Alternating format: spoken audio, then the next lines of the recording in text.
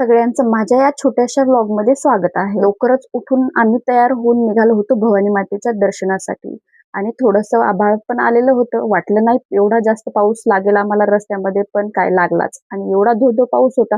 त्यामुळे आम्ही पळत-पळत कसे तरी भिजत वगैरे एकदाचे मंदिरात पोहोचलो. मंदिरात गेलो, पण ते पहाटे आलं होतं तर देवीचा मस्त तिथं छान असा अभिषेक चालू होता. अभिषेक चालू होई तोपर्यंत आम्ही थोडा वेळ मंदिरातच थांबलो वगैरे छान असं घेतलं आणि लेकरांना थोडंसं खेळायला पण होईल म्हणून आलो होतो. पण कशाचं बाहेर खूप जास्त पाऊस सुरू होता. त्यामुळं काय गार्डनमध्ये वगैरे काही खेळणं झालं नाही. दर्शन करून आल्याच्या नंतर जे बाहेर काय पाणी साचलं होतं त्याच्यातच माझ्या किवबाईची चालली मस्ती सुरू आणि लागली ही छप-छप उड्या मारायला. मग दर्शन वगैरे घेतलं आणि वापस जायला निघालो. वापस जायला काय नाश्ता वगैरे तर काही केला नव्हता. मग काय गाडीच्या डिकीमध्ये सापडला एक वाटायचा पुडा आणि त्याच्यावरच आम्ही सगळ्यांनी मारला ताव. जाईपर्यंत का तेवढा एक पुडा सगळ्यांना काही पुरा होणार नव्हता.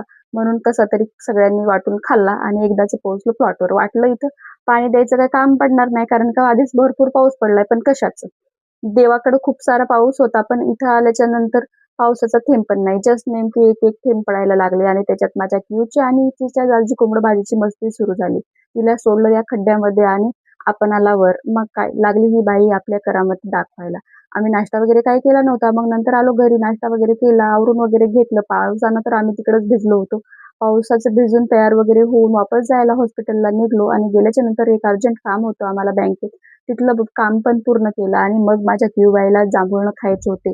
मग मी त्याला लिची-लिची म्हणत बाईने मला नेलं जांभूळनं घ्यायला आणि तिथून मस्त छान असे एवढे मोठे जांभूळनं घेतले. बाईला मीच घेऊन दिले, पण ही मलाच द्यायला तयार नाही. असे असतात हे लेकरं. बदमास म्हणायला गेलं, की "अरे ताण दिला या बदमासनं, ती वापस मलाच म्हणते." मग काय करणार? काही म्हणलं तरी काहीच फायदा नाही. तिला एक गोष्ट म्हणली, तर ती 2 गोष्टी मला तूच आहेस असं म्हणून मोकळी होती. मग काय हे माझं छोटंसं गोंडूलं मेडिकलमध्ये बसलं छान असं खेळत.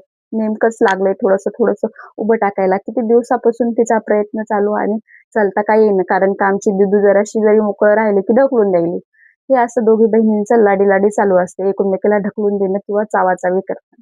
सगळ्यांच्याच घरी 2-2 लेकरं असले की हे असंच कारभार असते. मोठं छोट्याला ढकलून देते, नाहीतर छोटं मोठ्याला चावते. हे असे कारनामे माझ्या इथं दररोजच चालू आहेत आणि हे माझे दोन्ही गोंडूले आहेत त्या मम्मीला प्रकारे इकडं-तिकडं अशा पळवतात की सांगायचं सोयच नाही. मग काय तिने दीदीचा घोडा घेतला आणि आपण पण दीदीसारखा करायचा प्रयत्न करायला. पण जमलं तर दमल्या आणि झोपल्या. मग काय मला थोडासा वेळ भेटला तर छान असा देऊळबंद पिक्चर आलेला होता. तो मोबाईलवर थोडा वेळ बघितला आणि नंतर वापस माझ्या बेबूला उठल्या आणि मग तिच्या पप्पांनी बाहेरच गेली होती, तर छान असं वातावरण झालेलं होतं. मग आणले वडापाव आणि त्याच्यासोबत मस्त तिखट-तिखट मिरची आणि त्याचा स्वाद पण माझ्या दिवजानं घेतला.